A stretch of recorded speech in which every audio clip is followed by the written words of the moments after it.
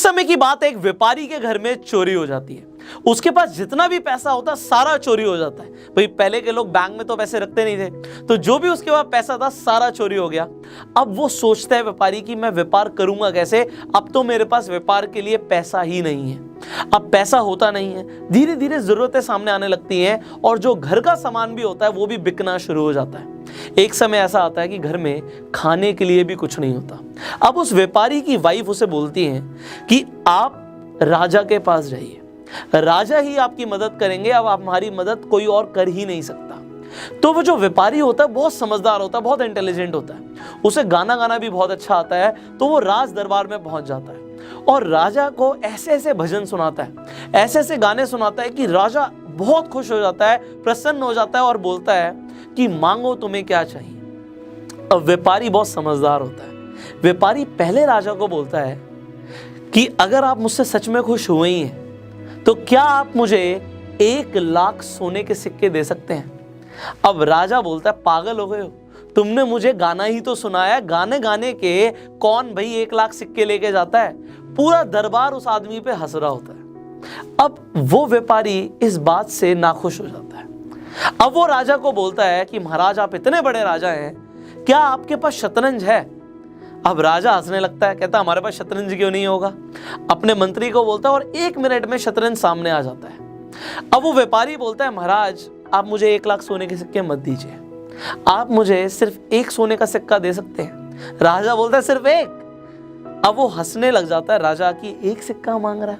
पर वो व्यापारी बोलता है महाराज ऐसे नहीं, ये शतरंज आपके सामने है, इसमें 64 खाने हैं। मैं चाहता हूं आप इतने बड़े राजा हैं, आप मुझे 1 सोने का सिक्का आज दीजिए, मैं 1 ही लेकर जाऊंगा, पर कल मैं दोबारा आऊंगा और मैं 64 दिन तक रोज आऊंगा आपके दरबार में। मैं चाहता हूं बस आप मुझे आज जितने सिक्के दे रहे हैं कल उसका डबल दे दीजिएगा। आज आप 1 दे रहे हैं, कल आप मुझे 2 सोने के सिक्के दे दीजिएगा, उसके बाद 4, इस तरीके से 8, इस तरीके से मैं रोज आपकी शतरंज पे एक कांटा लगा के चला जाऊंगा, एक क्रॉस बना के चला जाऊंगा और जिस दिन 64 दिन हो जाएंगे मुझे लगेगा मुझे इनाम मिल गया। इसके अलावा मुझे आपसे और कुछ नहीं चाहिए, आप इतने बड़े राजा हैं, इतना तो आप मेरे लिए कर ही सकते हैं। अब राजा अपना दिमाग बिल्कुल नहीं लगाता। राजा कहता है 64 खाने हैं, 1 सिक्का आज मांग रहा है, कल 2 ले जाएगा, कितनी ले जाएगा। अपने महामंत्री को बोलता है महामंत्री इस व्यापारी को रोज आप सिक्का देंगे, आज अभी इसे 1 सिक्का दे दीजिए सोने का, ये कल फिर आएगा मुझसे बिना पूछे इसे रोज डबल करके सोने के सिक्के दे देना। अब इसी तरीके से रोज व्यापारी दरबार में पहुंचता है, महाराज से नहीं मिलता, महामंत्री उसे अपने आप ही डबल करके सोने के सिक्के दे देता है। तो पहले दिन तो उसे जहां पे 1 सोने का सिक्का मिलता है, दूसरे दिन मिलते हैं 2, पर 23वें दिन कुछ ऐसा होता है कि राजा भी घबरा जाता है। महामंत्री भागा भागा राजा के पास आता है और बिल्कुल पसीना टपक रहा है, घबराया हुआ है महामंत्री और उससे बोला नहीं जा रहा। अब राजा बोलता है हुआ क्या है महामंत्री, मेरे सामने ऐसे क्यों आए हो, किसी ने हमला बोल दिया क्या हमारे ऊपर, क्या हुआ क्या है मुझे बताओ। महामंत्री बोलता है महाराज हमारा पूरा महाकोष खाली हो गया, हमारे पास अब कुछ नहीं बचा, सब लुट गया, सब चला गया। राजा बोलता है पागल हो गए हो, किसने चुराया, किसने हमारी सारी संपत्ति ले ली, हमारा सारा सोना कहां गया।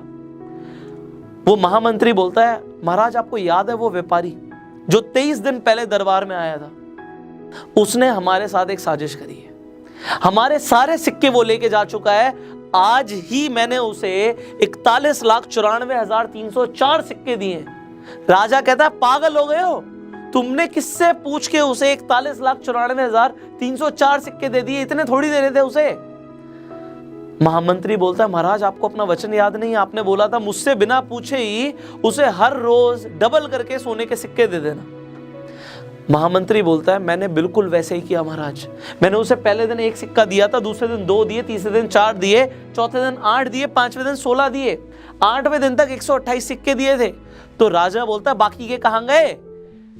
महामंत्री बोलता है महाराज आगे तो सुनिए, 9वें दिन तक उसे 256 सिक्के गए थे, बट 16वें दिन तक उसे 32,000 से ज्यादा सिक्के चले गए। इसी तरीके से 17वें दिन 65,000 से ज्यादा मैंने उसे दिए, उसके बाद डबल होना शुरू हो गया महाराज।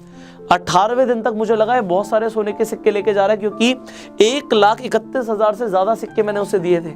पर उसके बाद 19वें दिन 2 लाख से ऊपर, 20वें दिन 5 लाख से ऊपर, 21वें दिन 10 लाख से ऊपर और 22वें दिन 20 लाख से ऊपर।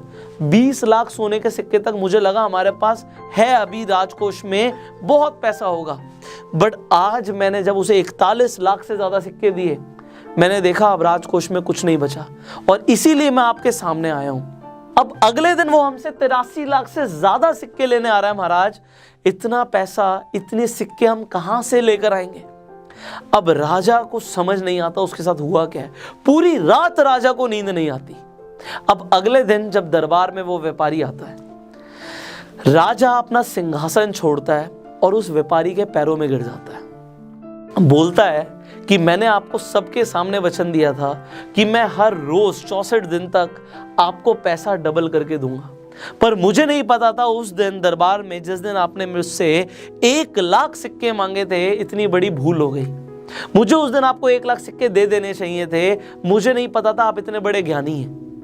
आपने 64 दिन तक ये बोला कि आप मुझे सिर्फ डबल करके दे दीजिए 1 सिक्का, और मुझे लगा आप कितने सिक्के मुझसे ले जाएंगे।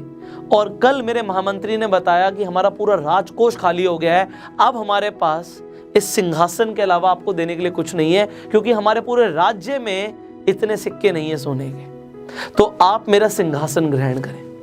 देखिए, ये तो एक कहानी थी जिसमें राजा को पावर ऑफ कंपाउंडिंग नहीं पता थी और उस व्यापारी को, उस बिजनेसमैन को पावर ऑफ कंपाउंडिंग पता थी। एक पावर ऑफ कंपाउंडिंग से एक सोने का सिक्का 23वें दिन तक 41,94,304 बन सकता है। आप जरा सोचिए, अगर ये 1 रुपया होता तो 23वें दिन 41 लाख से ज्यादा हो सकता है। बट अगर आज ये आपको कोई बोले कि आज आप मुझसे 10 लाख रुपए ले लो, या फिर हर रोज मैं आपको 64 दिन के लिए 1 रुपया मल्टीप्लाई करके देता रहूंगा, डबल करके देता रहूंगा, तो आप क्या चूज करेंगे? आपका लग रहा होगा कि आप तो अब 1 रुपये को ही चूज करेंगे कि हर रोज डबल करके मिले, बट ऐसा नहीं है।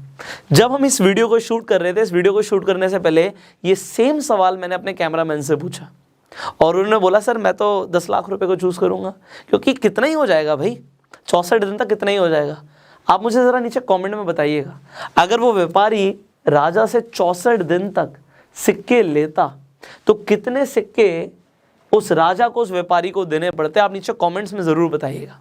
अब जैसे मैंने बोला कि भाई ये तो एक कहानी थी, रियल लाइफ में ये पावर ऑफ कंपाउंडिंग कैसे काम करती है इसे समझते हैं। देखिए यहाँ पे क्या है, जब 1 का 2 हो रहा है तो ऑलमोस्ट 100% की रिटर्न्स मिल रही हैं। अब ये 100% की रिटर्न्स हर दिन नहीं मिलती, कहीं भी नहीं मिलती, वरना हर कोई अंबानी बन जाएगा। बट बात ये है कि अगर आज आपने इस पावर ऑफ कंपाउंडिंग को समझा, let me tell you one thing, your life is gonna change forever. आपकी पूरी जिंदगी बदलने वाली है। Let me tell you why. देखिए, अगर हम रूल ऑफ 72 की बात करें, अब आप में से ज्यादातर लोगों को रूल ऑफ 72 पता होगा, कम से कम उन लोगों को तो जरूर पता होगा जो हमारी रेगुलर वीडियोस देखते हैं। तो रूल ऑफ 72 क्या कहता है कि भैया आपको जो भी रिटर्न्स मिल रही हैं साल की, मान लेते हैं आपको सिर्फ 12% की रिटर्न्स मिलती हैं, तो आप उसे 72 से डिवाइड कर दीजिए, आपके पास आंसर आ जाएगा कि कितने साल में आपका पैसा डबल हो रहा है। तो 6 साल में आपका पैसा मान लेते हैं डबल हो रहा है। वहां पे 1 दिन में हो रहा था, यहाँ पे 6 साल में हो रहा है। मैं 6 साल का एग्जांपल लेता हूं कि आज एक आदमी के पास, उसने काफी पैसा कमाया और उसने 1 करोड़ रुपए को कंपाउंडिंग पे लगा दिया। तो 1 का 2 करोड़ रुपए होगा, 2 का 4 करोड़ रुपए होगा, 4 का 8 करोड़ भी होगा और 8 का 16 करोड़ रुपए भी होगा। बट अब बात आती है कितने टाइम में। यहां पे 6 साल में हो रहा था, 6 इयर्स में, ठीक है जी। हमने रूल ऑफ 72 के हिसाब से समझ लिया। ये 12 साल हो गए, यहां पे 18 साल हो गए और यहां पे 24 साल हो गए। अब आप कहेंगे 24 साल में जाके सर ये 16 करोड़ रुपए हो रहा है, 1 करोड़ का 16 गुना हो रहा है 24 साल में, 12% की रिटर्न के हिसाब से। बट भाई मेरा एक सवाल है आपसे, ये मैंने 12% ना ऐसे ही लिख तो दिया आपको, बट आप मुझे बताइए, आपको आज आपके पास पैसा है, ये हम मान के चल रहे हैं 1 करोड़ रुपए, 1 करोड़ नहीं है 1 लाख है, जो भी आपके पास है, आपको 12% की रिटर्न्स मिल कहाँ से रही हैं? बैंक में पैसा रखोगे, बैंक में तो आपको 3% की रिटर्न दे रहा है। अगर आप बैंक में सेविंग अकाउंट में पैसा रखते हैं, अगर आप एफडी भी करा लेते हैं तो कितना 5 से 6% की रिटर्न दे रहा है। And I am sorry to say dear 6%, 5 से 6% तो इन्फ्लेशन ही बढ़ रहा है। इन्फ्लेशन क्या होता है? महंगाई। तो अगर आप बैंक में पैसा रखते हैं 3% के हिसाब से तो आप लॉस में जा रहे हैं, आप नेगेटिव में जा रहे हैं। कंपाउंडिंग नेगेटिव में काम करेगी और आपको साल बाद देखेंगे कि आप गरीब होते जा रहे हैं, अमीर नहीं हो रहे। अगर आप एफडी में पैसा रखते हैं 5 से 6% तो पैसा बढ़ कहाँ रहा है? जितना रखा है उतना उस पर जंग लग रहा है, इन्फ्लेशन महंगाई आ रही है और आपको उतना रिटर्न मिल रहा है। तो एफडी कुछ नहीं है। एफडी तो बस ये है कि आपका ना पैसा बढ़ रहा है ना कम हो रहा है। बट फिर क्या करें? What to do next? अब आप बहुत सारे इन्वेस्टमेंट ऑप्शंस को समझ सकते हैं। देखो हमने एफडी को तो यहाँ पे डिस्कस कर ही लिया, बहुत सारे लोग एफडी कराते हैं। दूसरा इन्वेस्टमेंट ऑप्शन समझते हैं लोग कि हम गोल्ड खरीद के रख लेंगे। चलो जहाँ पे आपको 5 से 6% की रिटर्न मिल रही है, यहाँ पे आपको 9 से 10% की रिटर्न मिल जाएगी। लोग और क्या करते हैं जब उनके पास पैसा आ जाता है? Real estate. वो रियल स्टेट में इन्वेस्टमेंट कर देते हैं। अगर आप रियल स्टेट में इन्वेस्टमेंट करते हैं तो पहली बात तो आप 10-20 हज़ार से इन्वेस्टमेंट नहीं कर सकते रियल स्टेट में, आपको लाखों करोड़ों रुपए चाहिए। तो यहाँ पे जिनके पास स्मॉल कैपिटल है वो तो आ ही नहीं सकते। मैं रिटर्न्स की बात नहीं कर रहा क्योंकि रियल स्टेट में अच्छी रिटर्न्स मिलती है, no doubt about that.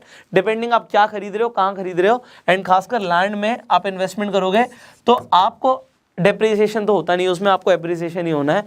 But बात ये आती है क्योंकि पॉपुलेशन हमारी बहुत ज़्यादा है तो रियल स्टेट में पैसा बढ़ेगा। बट अगर कैपिटल स्मॉल है तो you are out of the game. Then लोग म्यूचुअल फंड्स में इन्वेस्टमेंट करते हैं। अब म्यूचुअल फंड्स में भी लोग किस तरीके से इन्वेस्टमेंट करते हैं? या तो इक्विटी इन्वेस्टमेंट लेते हैं, इक्विटी म्यूचुअल फंड्स, और डेट म्यूचुअल फंड्स भी रह सकते हैं सेफ साइड के लिए। अब equity is a very important thing. यहाँ पे इस इक्विटी को मैं समझा देता हूँ क्योंकि आप अगर म्यूचुअल फंड्स में जाओगे, अच्छे म्यूचुअल फंड्स में आपको 15% से ज़्यादा की भी रिटर्न मिल सकती है, जो हम अभी 12% की बात कर रहे थे।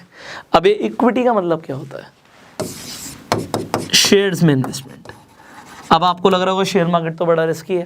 देखो रियल लाइफ में कंपाउंडिंग कैसे काम करता है भी बताऊंगा। अगर आपने कोरोना वायरस से पहले किसी भी अच्छी कंपनी के शेयर खरीदे होते तो कम से कम मरे से मरा आपका पैसा डबल तो हो ही चुका होता।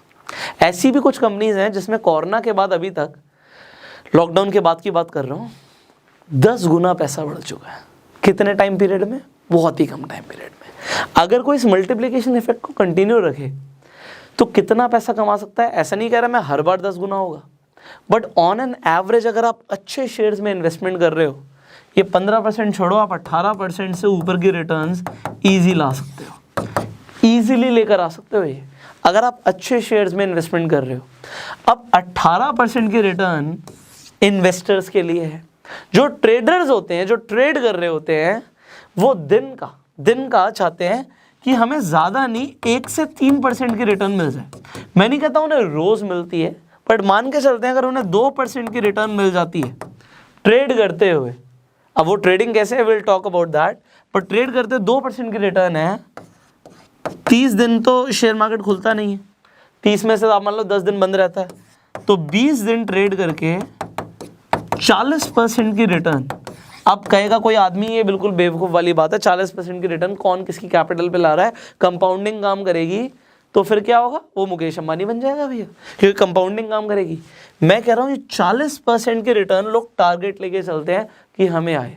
सबको नहीं आती, because not everybody is perfect every time. ऐसा नहीं होता हर बार ट्रेड किया हर बार प्रॉफिट हुआ, but yes there are people जो ईजिली अपनी कैपिटल के ऊपर 10 से 15% की रिटर्न साल की नहीं महीने की भी लेकर आ रहे हैं। शेयर मार्केट में, इक्विटी के अंदर दिस इज पॉसिबल। मैं ये नहीं बोल रहा कि आपके साथ हो जाएगा, मैं ये बोल रहा हूँ ये पॉसिबल है, और ये पॉसिबल है और आपके साथ हो सकता है। कैसे? If you learn this game. आज की वीडियो एक आपके लिए एक आई ओपनर वीडियो है, बिकॉज ज़्यादातर लोग कंपाउंडिंग को नहीं समझते, उन्हें पता भी नहीं, मतलब उन्हें पता भी नहीं 10 से 15% का मतलब क्या है। आप एक एग्जाम्पल मैं आपको और दे रहा हूँ, आप एग्जाम्पल के लिए लेकर चलिए।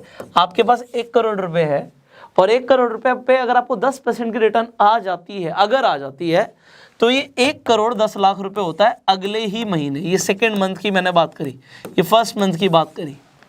अगर आप इस हिसाब से भी कैलकुलेट करोगे, आप अगेन कमेंट्स में बताइएगा कि 30वें महीने 30th मंथ पे आपका 1 करोड़ रुपए कितना हो चुका होगा। एंड द थिंग इज यार, देखो पैसा लोग कमा रहे हैं, आप कमा रहे हो नहीं कमा रहे टोटली आपके ऊपर है। पैसे को सिर्फ सेव नहीं करना, पैसे को इन्वेस्ट करना है, कंपाउंड करना है। जिसने कंपाउंडिंग सीख ली वो आदमी अमीर बन रहा है और अमीर बनता चला जाएगा। जो आदमी इसमें से पैसा खर्च कर देगा, 1 करोड़ 10 लाख रुपए हुए, 10 लाख रुपए की जाके भाई साहब नई गाड़ी ले आए और वो पैसा खर्च हो गया, तो फिर वो कंपाउंडिंग बीच में ब्रेक हो जाएगी। सो इसके ऊपर हम डिटेल में भी आगे भी बात करेंगे। If you want to learn more about share market, subscribe कर लो इस चैनल को, बेल आइकन पे क्लिक कर दो, because it's not just about share market. See I am a business coach, I am a financial coach, और finance से related, business से रिलेटेड, मार्केटिंग से रिलेटेड, आपकी वेल्थ मैनेजमेंट से रिलेटेड आपको जो भी सीखने की जरूरत है ना, आपको इस चैनल पे मिलेगा। So if you want to learn more, subscribe this channel, click on the bell icon. And अगर आपके सवाल हैं, बहुत सारे सवाल हो सकते हैं, दिमाग में क्यूरोसिटी आ गई होगी, कमेंट्स में पूछो, बिकॉज उन्हीं टॉपिक्स के ऊपर हम आपके लिए बहुत जल्दी वीडियोस लेकर आएंगे। So you can share this video because as I told you it is an eye opener video. And अपना प्यार देने के लिए इस वीडियो को आप लाइक कर सकते हैं। फेसबुक पे वीडियो देख रहे हैं फॉलो कीजिए, यूट्यूब पे देख रहे हैं subscribe, click on the bell icon. I will see you in the next video. Till that time, you are self made.